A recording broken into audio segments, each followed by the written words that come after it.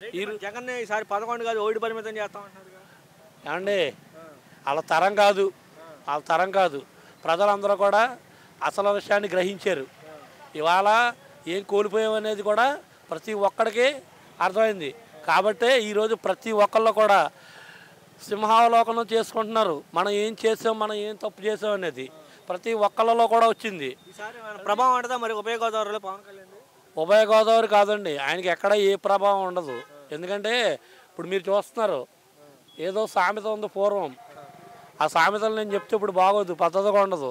ఆ టైపులో ఇవాళ అలా రెచ్చిపోతున్నారు. ఇప్పుడు కోనసీమ కాదు కళ్యాణ సీమ అని పెట్టారు. ఏం చేశారు అక్కడ జనాలు? ఉన్న బ్యానర్ పీకేసి గ్రామ ప్రజలే బయటపడేశారు. అవునా కదా? అలాగే రేపొద్దున్న ఇలాగే విర్రవీగిపోతున్నారు అనేది ప్రతి ఒక్కడికి తెలిసింది. కైకలూరులో ఏం జరిగింది, బందర్లో ఆయన్ని ఆర్ఎంపీ డాక్టర్ని ఏం చేశారు వీళ్ళు? అంటే వీళ్ళ అధికారం ఇస్తే సామాన్య ప్రజానీకం మీద వీళ్ళు ప్రభావం చూపిస్తారు. అది జనాలకు అర్థమైంది. కాబట్టి రేపనే రోజుని ఇంకా దారుణంగా ప్రవర్తించాలనే విధానం జనాల్లో వచ్చింది.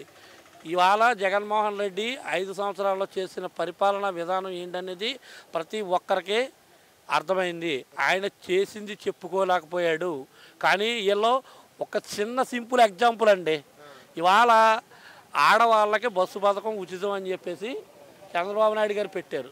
ఓ వెల్ అండ్ గుడ్, కాదని అనలా. ఆయన ఒక సంవత్సరంన్నర తర్వాత అయినా పెట్టాడు.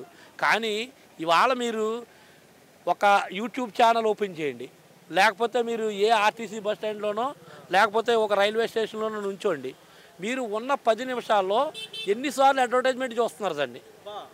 ఎన్నిసార్లు అడ్వర్టైజ్మెంట్ చూస్తున్నారు ఉచిత బస్సు పథకం గురించి? ఏమండి 2,70,000 కోట్ల రూపాయలు డీబీటీ ద్వారా ప్రజల సంక్షేమం కోసం వినియోగించిన వ్యక్తి జగన్మోహన్ రెడ్డి ఆ విధంగా చేసుకుంటే ఈరోజు ఈ చంద్రబాబు నాయుడు ఎక్కడ ఉండేవాడు? చేసింది చెప్పుకోలేక ఓడిపోయాడు జగన్మోహన్ రెడ్డి. చేసింది పిసరంత అయినా చెప్పుకునేది కొండంత చేస్తాడు చంద్రబాబు నాయుడు. ఇదండి was between Chandrababu Naidu and Jagan వ్యత్యాసం. ఇవాళ అది ప్రతి ఒక్కళ్ళకి కూడా ఇప్పుడు మనసుల్లో ఉంది.